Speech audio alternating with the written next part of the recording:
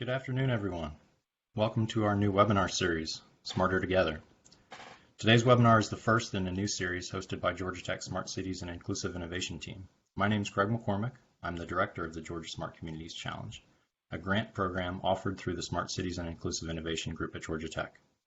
The grant is available to local governments in Georgia and provides funding and a partnership with a Georgia Tech researcher to execute a year-long study or pilot project of smart community technology. Any interested communities should visit our website or email us. Both are provided in the chat area for your reference. Before we get started with today's webinar, a few housekeeping reminders.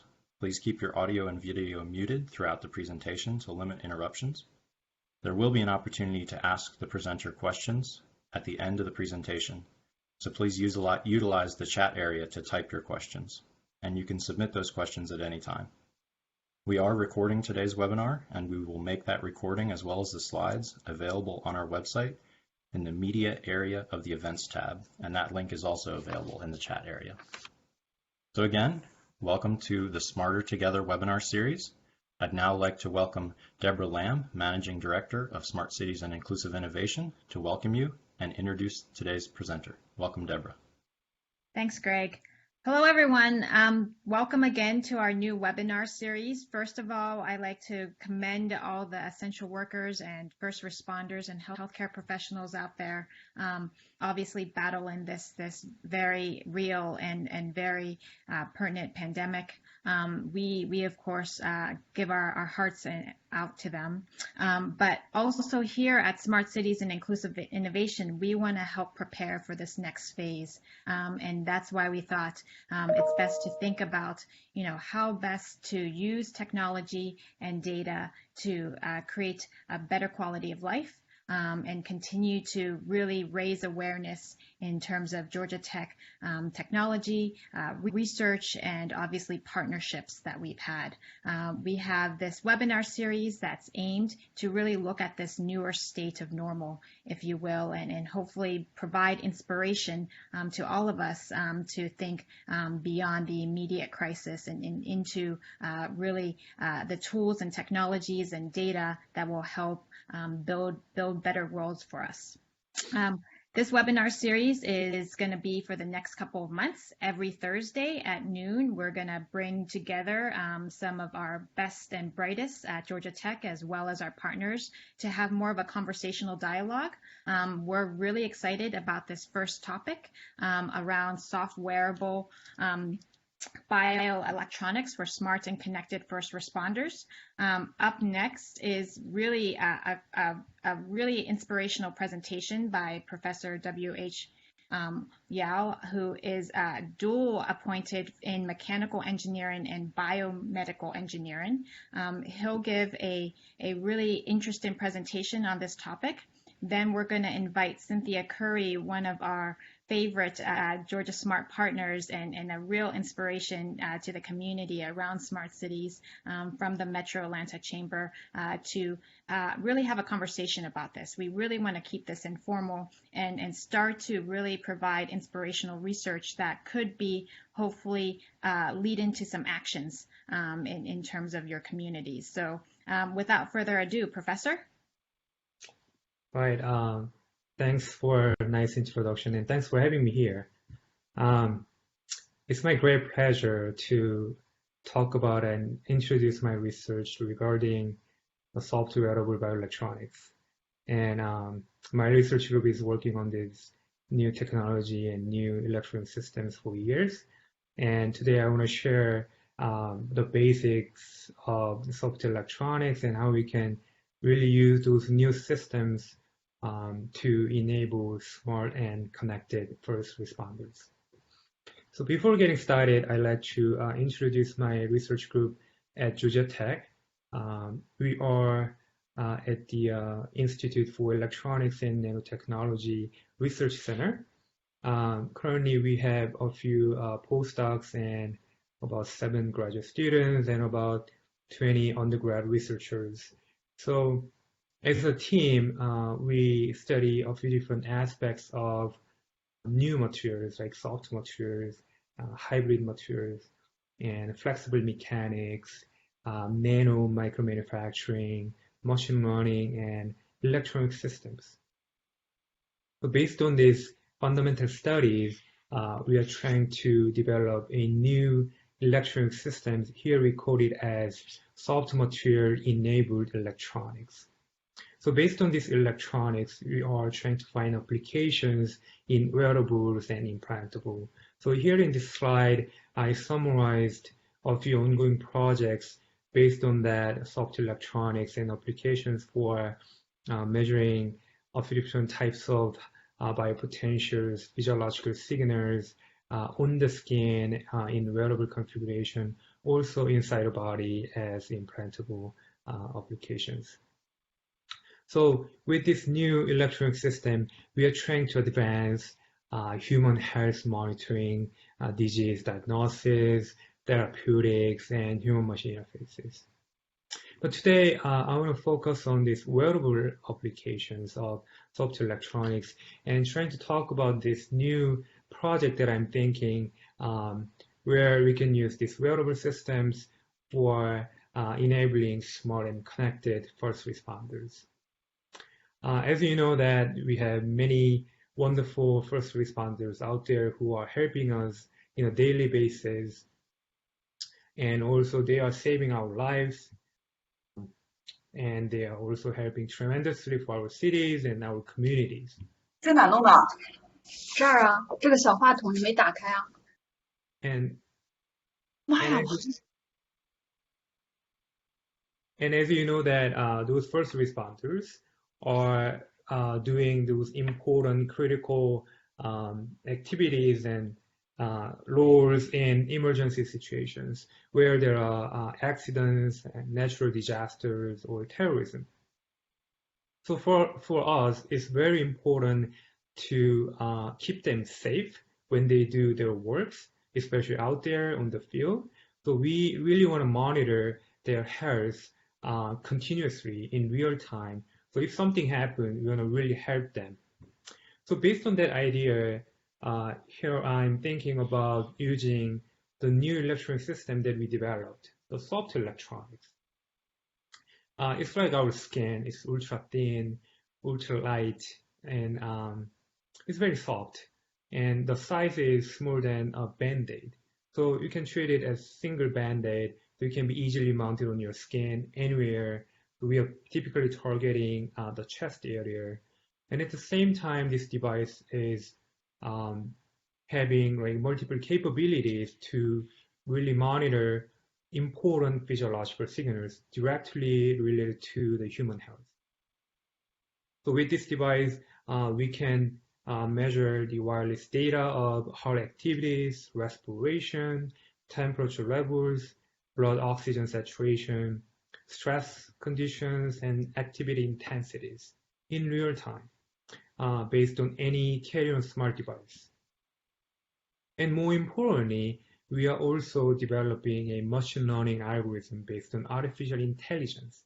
So it can be embedded in this software so that it can automatically recognize any abnormal signals of those monitored parameters. If this algorithm can detect that abnormal signals, then this device can have automatic alerting to the local station managers or emergency medical services so that those first responders can get immediate help or treatment or follow-ups. So you may wonder what's new about this soft electronics, what's innovative aspects of this soft electronics. So here I prepared a photo that captures both soft electronics and rigid electronics. So this rigid electronics shown over there on the wrist area, that's typical smart wearable systems like smart watches, Apple Watches, Fitbit, and so on. As you can, somebody also had these devices, including me. I'm wearing Apple Watch right now. This is wearable electronics, but the problem is it's still made of rigid sensors and rigid electronics. So I think it's going to be okay to wear multiple hours, but nobody wants to really wear this device for 24 hours or multiple days continuously because it's still heavy and it's still big. And also, more importantly, this electronic system made of rigid material can easily lose those signals when it's detached, slightly detached from the skin. So it's not really offering continuous high quality physiological monitoring. Compared to that, you can see that soft ultra thin device on the finger, right there. This soft electronic system has an exceptionally smaller form factor compared to the conventional devices.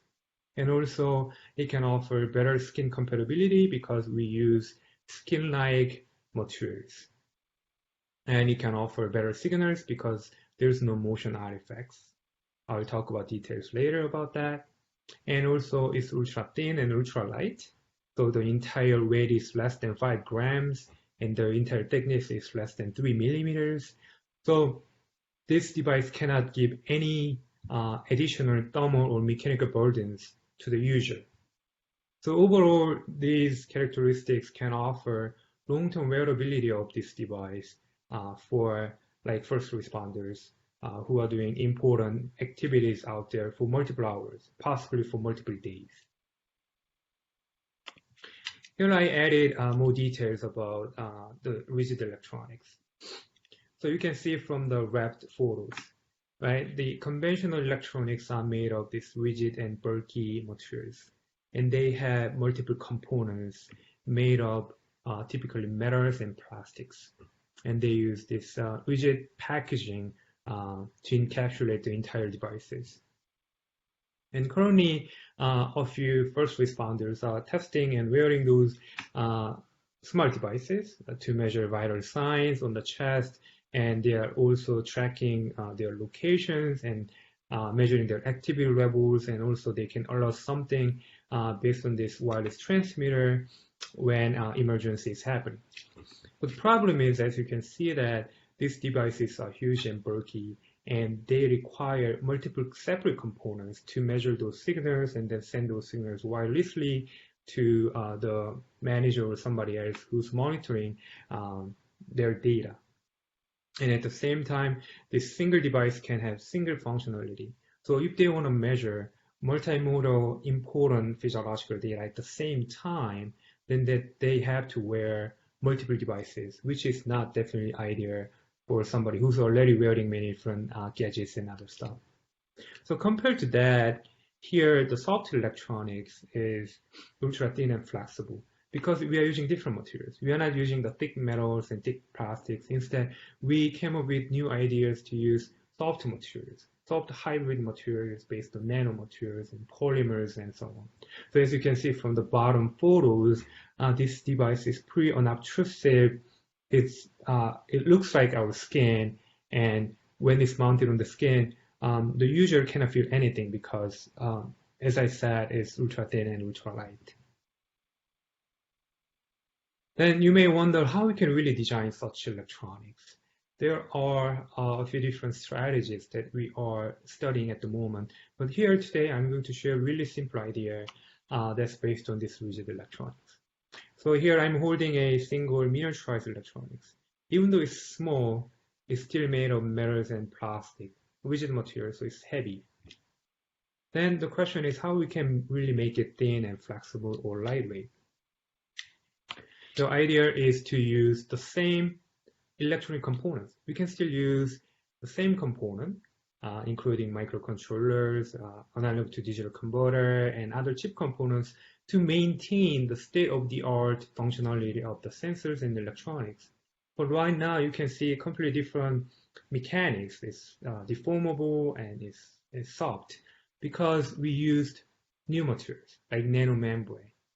Based on this nanometer thick membrane material, we can design new sensors and circuit interconnects. And we use new patterns. Instead of linear lines, here we are having this open mesh, meander patterns, so that it can offer mechanical flexibility and stretchability.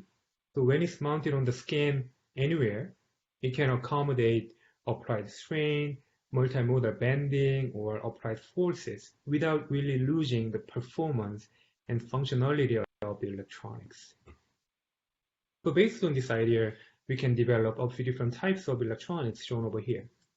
Completely flexible, deformable, twistable, it can be embedded on any soft materials, any substrate that you want.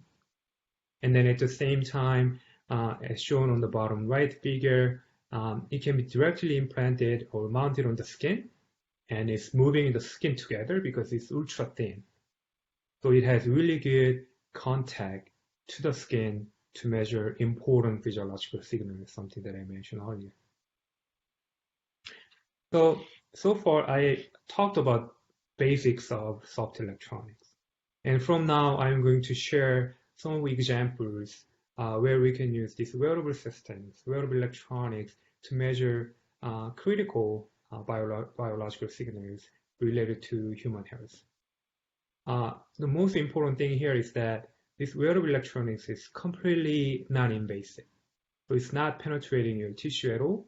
It can be purely laminated on your skin, but it can still measure really good signals.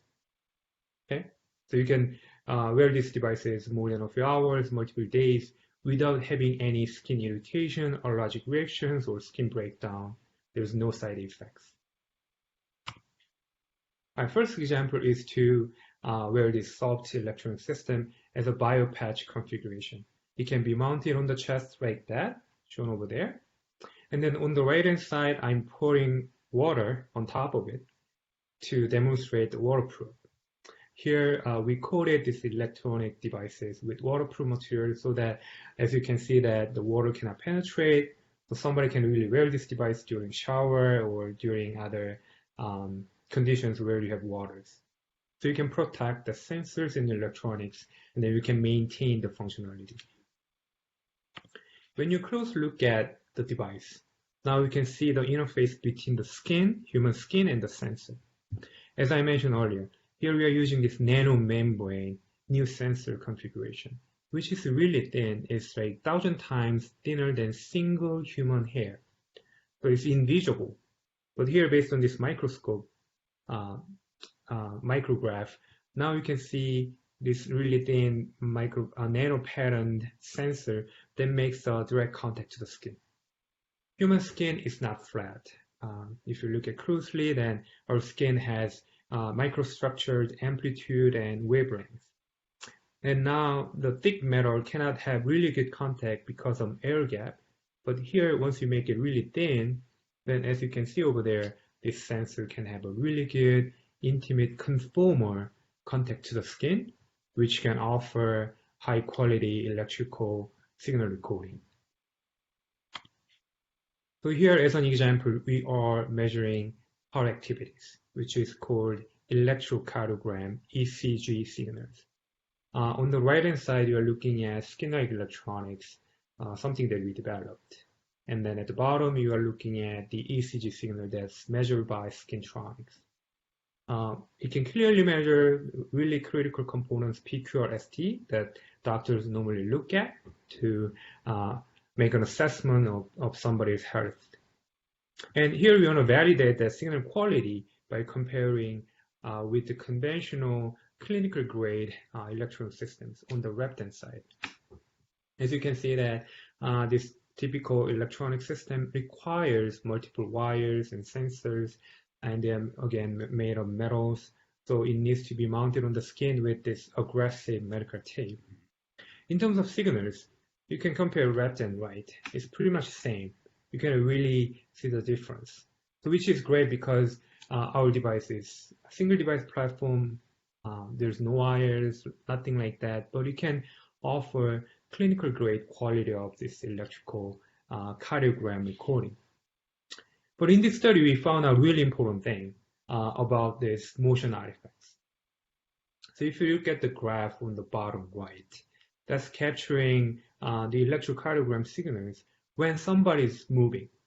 Okay, so this subject is wearing conventional devices like BioRadio and BioStem shown as black and blue lines. And at the same time, he's also wearing our device shown as red lines. Right? And this guy was walking and moving and running. And I think that's typical behavior that we can normally see from conventional electronics. You see big spikes from black and blue lines. These are caused by motions of wires and and the heavy materials dissociation from the skin when somebody is moving. So this is typical motion artifacts that's killing and ruining the important signals of electrocardiogram, which is really bad. But if you look at the skintronics, it's pretty much having negligible motion artifacts. That means somebody can really wear this device and they can do whatever they want, right? They can do normal daily activities out there. Let's say for first responders, they can run and do something they have to do, but we are not losing those signals. We can continuously record their health conditions. So to prove this capability, here I capture a video clip. I don't know whether you can clearly see this video, hopefully. On the right-hand side, there's this subject who's wearing one of these skin wearable electronics on the chest. And then we developed these Android applications that can measure the electrocardiogram on the top graph. At the same time, this device can measure the activities of this guy based on acceleration and gyroscope. At the bottom, we are measuring the heart rate, respiration, and you can even estimate activities of the user. So we can see what's going on with this guy. So we can measure whether there's any abnormal condition, like heart attack or something. Then he might fall like this, right? It's acting, so we don't have to worry about it. He's completely healthy. But the point is, we can really monitor what's happening, and then when something happens, then we can immediately send service, EMS, and other stuff to follow up. This type of wearable devices can measure other signals, like stress levels and temperature. So we typically measure the stress levels on the skin based on electrodermal activities. When somebody is having different types of emotional arousal, then it can be measured by the changes of sweat gland activity. So here, those graphs are showing different levels of stress levels based on the galvanic skin response from sweat gland activity when somebody is doing different actions, working, moving, or without moving, or having a lunch outside. And at the same time, we can measure the temperature changes as well. So based on these quantitative measures, we can really make an assessment of somebody's stress levels from low to high. Okay? So these wearable devices can also measure activity intensity levels and at the same time heart rate as well. So here, this movie clip is showing somebody who's wearing the devices on the skin, and we are clearly measuring high quality heart rate signals right there, and we can measure this guy's activity levels based on acceleration. And when we compare the signal quality with the existing rigid electronics, our device is a lot more sensitive, more than 3 times. And this device also can measure impact force caused by external resources. And also this device can measure blood oxygen levels, which is one of the key parameters related to our health. Conventionally, as you can see from the top photo, that's the gold standard method to measure blood oxygen saturation based on the finger one device. It's working fine. The problem is when you think about field users, right, first responders, it can be easily detached. Then you are losing the capability of measuring those signals. And we cannot really use our hands with these finger one devices. So compared to that, at the bottom, you can see our soft electronics. They can be mounted on the chest area. You can easily measure the same quality of signals of blood oxygen levels shown over there, which is really encouraging for us because now we can do many different types of physiological monitoring on the same location with single device. So far I have talked about a few different examples where we can use this soft electronics to measure physiological signals. So here I'm summarizing additional aspects of this device that is skin compatible, breathable, waterproof, and long-term wearable. Right? So here, this picture compares the rigid electronic systems with our soft electronics. top photos are showing the conventional metal and gel-based electrode. I wore these devices for more than 5 hours and I detached from my skin. And as you can see that there is clear skin rash, irritation, and based on this thermal imaging, you can clearly see that temperature elevation, which is not good for the skin. It can cause skin reaction, allergic reactions, and skin breakdown. But compared to that, our soft electronics doesn't cause any issues. There's no side effect. There's no change in temperature at all. That's because of the structure. Once you closely look at our device, then it has this microporous structure, which can cause air permeation throughout the day, throughout the wearing those devices. So this device is really breathable. That's why it cannot cause any issues. At the same time, we use skin compatible materials to build these devices. So as shown over here, we grew the skin cells on the device, and then we compare that with control sample. And you can clearly see that those skin cells are well grown on our device, which means our device is biocompatible, so somebody can wear this for multiple hours, multiple days without a problem. So based on that fact, the fact that our device is very biocompatible, we conducted a multi-day device wearing from day 1 to day 8. As you can see that somebody's wearing this device on the chest area, and this guy was taking a shower, doing exercise, and working on a few different things. Even though you see there's a little bit of degradation of the enclosure materials, however, it was completely waterproof, and even after 8 days, we can clearly measure the electrocardiogram without any signal degradation, which is really good. Now this device can really applicable for real-world situations. So far I have talked about the basics and applications of soft electronics.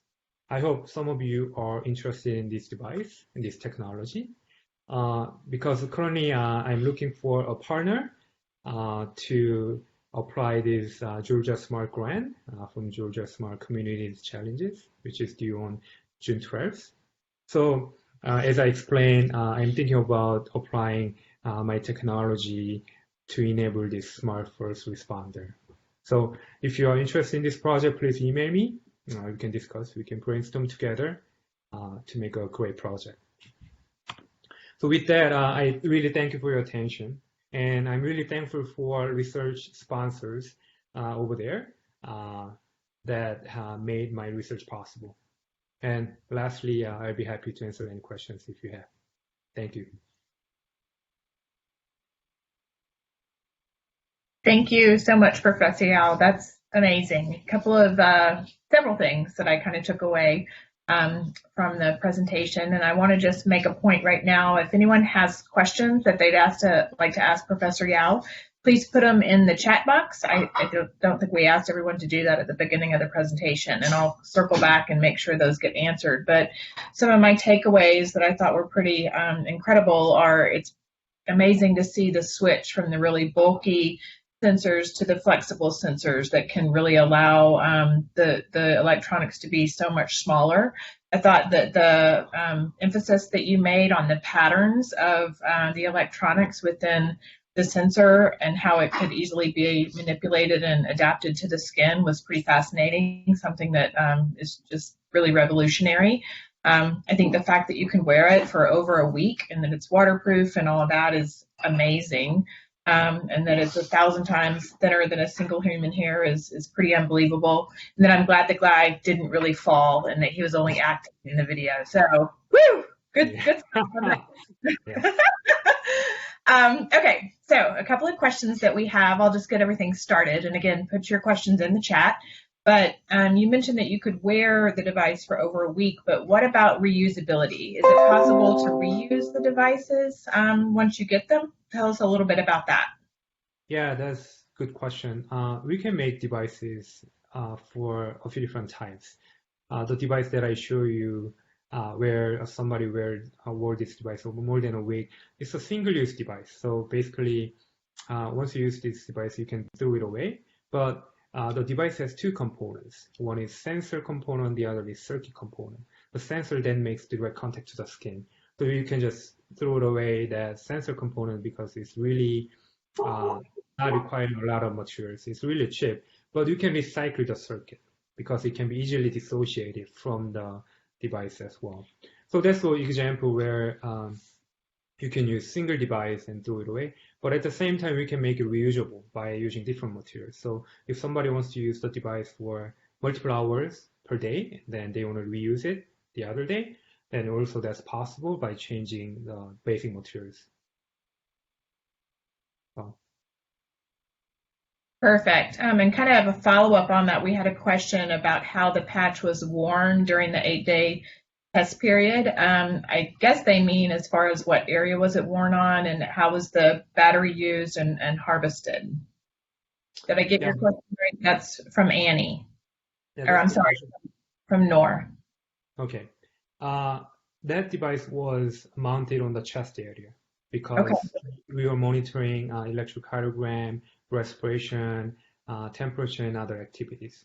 And for providing the waterproof and device protection, we used a waterproof materials, which was made of really thin membrane that covers the entire electronics, so that that guy can take a shower without any issues of having the losing the performance of the device. And in terms of battery, there are multiple ways, but this guy here, he changed the battery after 2 days of use. Okay. Because we use the smallest battery, which is like about 2 centimeters in length. But depending on the target use, we can always change the size of battery, because we use the smallest battery. Once we use a little bit bigger battery, then we can make the device usable more than a few days, even without changing the battery or recharge the battery. Fabulous. Thank you so much for that. We have a question from Annie. She says that she loves the presentation. She's curious about resources and documentation that are available. It sounds like she's a graduate student and looking to do some research on the nanomaterial and the open mesh pattern. So what kind of resources do you have for Annie on that work? Good question. Thanks for asking student. You could stop by my website. I have my research website where you can see all of published data. So something that I show you today are purely based on the published data. So you can search papers, or if you have any specific question about those materials, then you can directly email me based on the email that I showed you. Okay, and maybe we can put your email up again, or you can put it in the chat to everyone. You can put your email and the website so that everyone has that. So Medea has a question. Do you plan on making a separate app for each kind of the signal that's being pushed? And if such, then on a separate app, are you going to do one for an ECG, a different one for oxygen saturation, or would they all be integrated and catered to by one single app? So are you going to break it up, or are you going to combine them all into one? Good question. We have 2 different versions at the moment, depending on our projects and studies. So it's not a problem to put multi-modal signal recording in a single app. That's something that we're working on as well. So depending on your applications and target, you can use single app to monitor different physiological signals at the same time, or you can use different apps to record the data separately. Both are possible. Yeah, and I guess it depends on what the application is going to be used for. Exactly.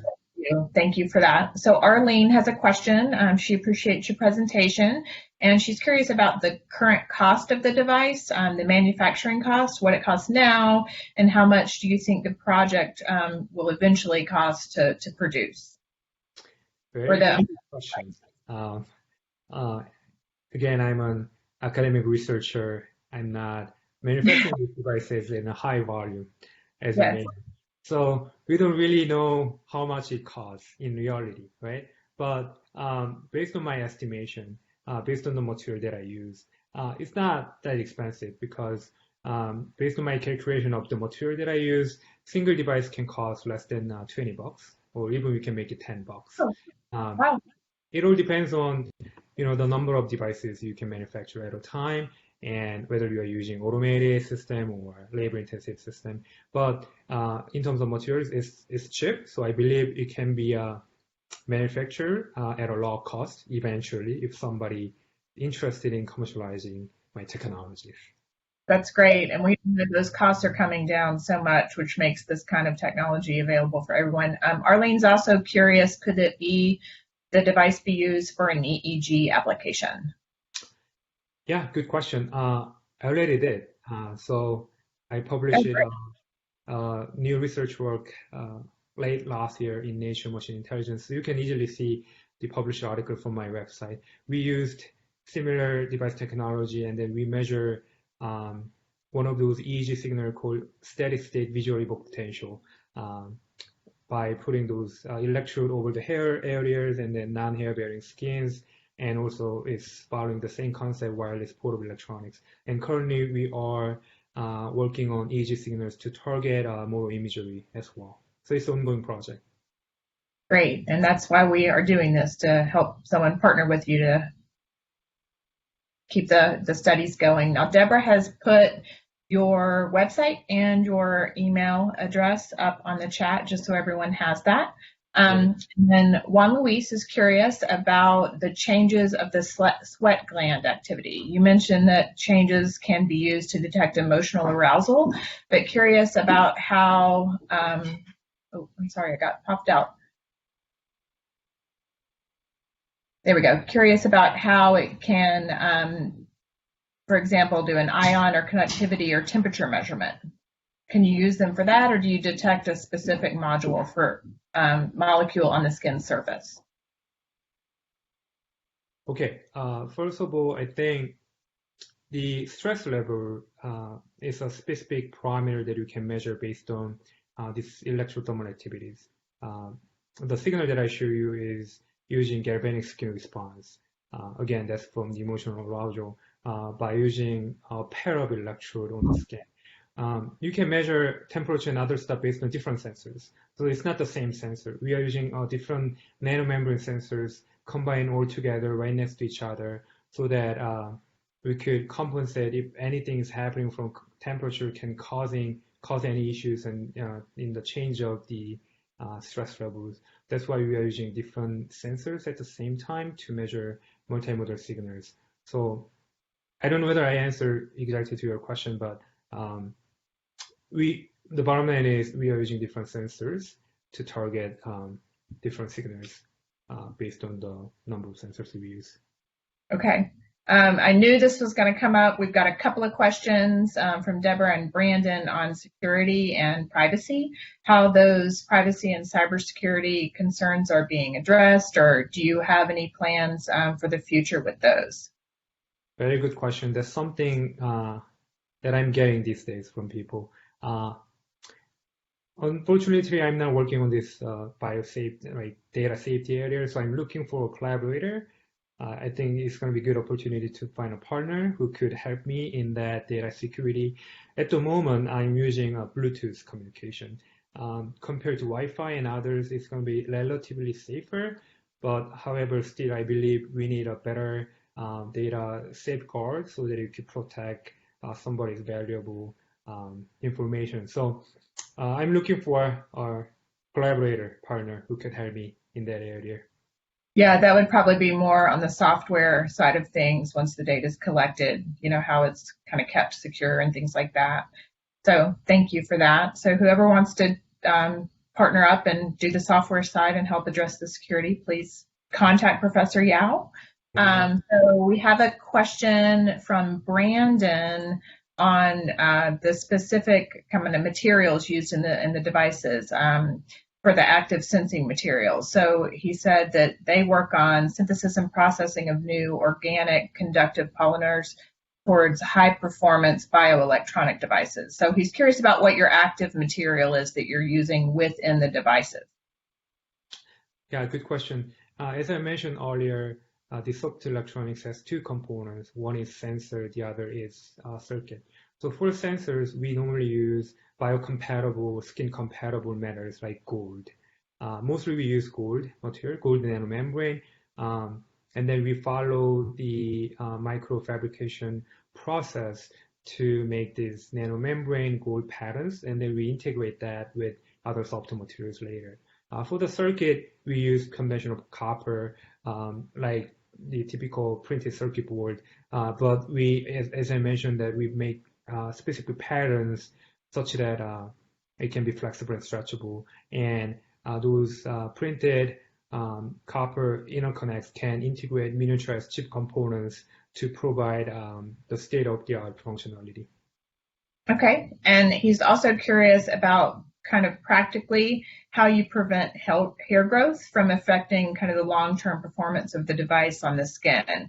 So specifically for elderly men with a lot of chest hair, would they need to kind of shave that area? How are you addressing that?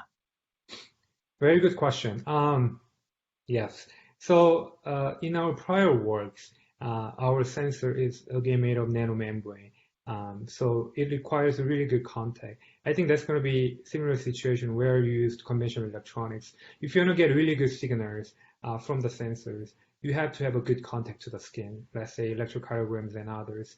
So we required gentle shaving of those hairs if there are too many. That's our prior work. And currently, we are working on second generation of our devices where we can put our sensor even on the hairy locations, because now our sensor can have little microstructured patterns so that it can slightly penetrate those hairs and then make a still good contact to the skin. So that's the new project that I'm working on at the moment, but previously we asked a subject to remove their hairs. Fabulous. Yeah. So Annie has another question about the maximum distance and proximity from the soft electronics wearer and the app monitoring data visualization from the smartphone. So how close does it have to be to the device, or can it be monitored from a really long distance? Good question. I think it depends on your wireless communication system. As I said, currently we are using a Bluetooth system. As you know, you use AirPod and then many different things using your smartphone. The Bluetooth has limited distance, typically up to 20 meters. So based on our study, our device can be functional up to 20 meters without specific obstacles. And typically we are measuring really good signals up to 15 meters. So that's the current limitation. So if somebody requires specific conditions where you need the data recording over 20 meters or longer, then I guess we have to use different wireless communication unit. Okay, wonderful. So you mentioned that the device comes in two parts. How long does the battery part of it last? Since that is separate, how long does that last, and how long would someone be able to use that? Yeah, as I briefly mentioned earlier, it all depends on the target signals that you want to monitor. So if you want to monitor a single parameter instead of multiple parameters, they can save your battery life. And also we can tune the data sampling frequency from like every second or every 10 seconds or every minute, stuff like that. So based on the target applications, we can manipulate those data battery uses. Typically, the smallest battery that we have is about 1 centimeter in length and I think 2 to 3 millimeters in thickness. With that battery, we can measure a few different modalities up to 24 hours at the moment with really good sampling rate. So depending on those manipulations, we can make it the device usable more than a few days. And also, if that requires a really high sampling rate and high quality data, then we can use a little bit bigger battery to handle that situation. So there are many different ways to adjust that battery life for the device. But it lasts longer than the sensor itself, which is very cool. Well, if anyone has any final questions, please put them in the chat box. As we mentioned before, Brandon has a follow-up question. How do you prevent corrosion of a copper active layer? Oh, good question. Yeah. So, yeah, very technical question.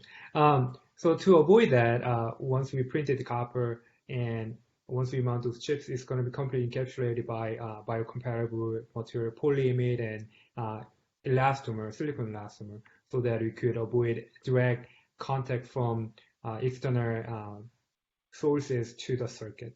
That's what we do at the moment. Okay. And Medea has another question about platforms and resources, and this might go back to the software development, but what platforms and resources are used for the data collection and the storage? Currently, I'm using the Android Okay. app that we developed.